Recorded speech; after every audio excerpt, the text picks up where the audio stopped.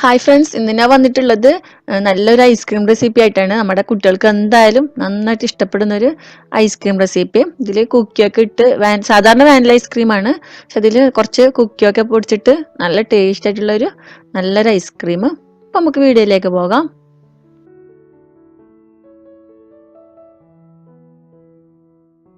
അപ്പൊ ഞാനിന്നിവിടെ ഈ ഒരു കുക്കി വെച്ചാണ് ഈ ഒരു ഐസ്ക്രീം ചെയ്യാൻ പോകുന്നത്.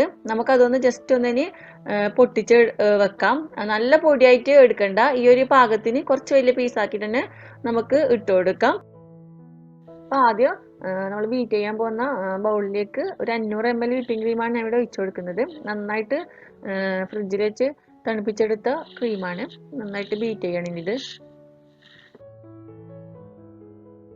അപ്പം ഇതിലേക്ക് ഞാൻ ഒരു ടീസ്പൂൺ വാനില എസൻസ് കൂടി ഒഴിച്ചു കൊടുക്കുന്നുണ്ട്. ഇനി ഇത് നമുക്കൊന്ന് ബീറ്റ് ചെയ്യാം.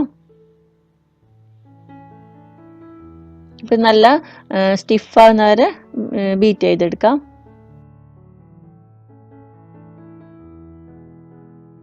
അപ്പോൾ ഇവിടെ ഏകദേശം നന്നായിട്ട് ബീറ്റ് ആയിട്ടുണ്ട്. ഇനി നമുക്ക് ഇതിലേക്ക് കണ്ടൻസ്ഡ് മിൽക്ക് ഒഴിച്ചു കൊടുക്കണം. നിങ്ങളുടെ മധുരത്തിന് അനുസരിച്ച് വെച്ചാൽ അത്രയും കണ്ടൻസ്ഡ് മിൽക്ക് ഒഴിച്ചു കൊടുക്കുക.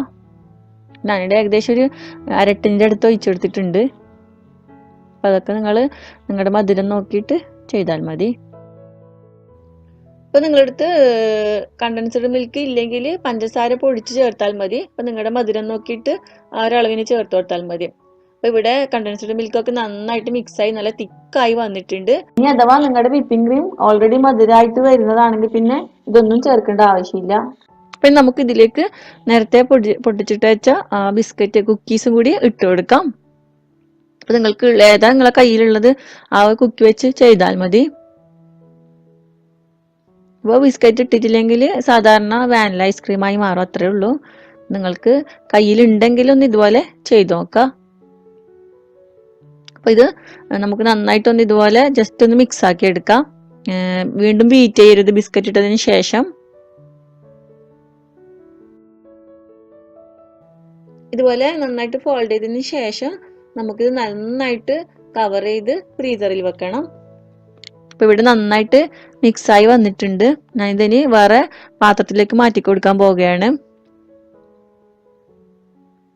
പിന്നെ ഈ 2 പാത്രത്തിലാണിപ്പോൾ ഇട്ട് കൊടുക്കാൻ പോകുന്നത്. നന്നായിട്ട് മൂടി വെച്ചതിന് ശേഷം ഒരു 8 മണിക്കൂർ അല്ലെങ്കിൽ അതൊന്ന് നന്നായിട്ട് കട്ടയാവുന്ന വരെ നമുക്ക് ഫ്രീസറിൽ വെച്ച് കൊടുക്കാം. അപ്പോൾ നമ്മുടെ ഐസ്ക്രീം ഇവിടെ റെഡി ആയിട്ടുണ്ട്. ഞാനിത് സ്കൂപ്പ് ചെയ്ത് കാണിച്ചു തരാം. നല്ല ടേസ്റ്റുള്ള ഐസ്ക്രീമാണ്. കുട്ടികൾക്കൊക്കെ എന്തായാലും ഇഷ്ടപ്പെടും. സാധാരണ വാനില ഐസ്ക്രീം ആക്കുന്നതിന് പകരം ഇതുപോലെ കുറച്ച് കുക്കിംഗ് കൂടി ഇട്ട് കൊടുത്താൽ നല്ലൊരു വെറൈറ്റി ഐസ്ക്രീമായി. അപ്പോൾ നിങ്ങൾക്ക് എൻ്റെ വീഡിയോ ഇഷ്ടപ്പെട്ടിട്ടുണ്ടെങ്കിൽ ഒന്ന് ലൈക്ക് ചെയ്യുക, അതുപോലെ തന്നെ ഷെയർ ചെയ്യുക. സബ്സ്ക്രൈബ് ചെയ്യാത്തവരുണ്ടെങ്കിൽ ഒന്ന് സബ്സ്ക്രൈബ് ചെയ്യുക. അപ്പോൾ വീണ്ടും നല്ല നല്ല റെസിപ്പികളുമായി വരാം. Thank you.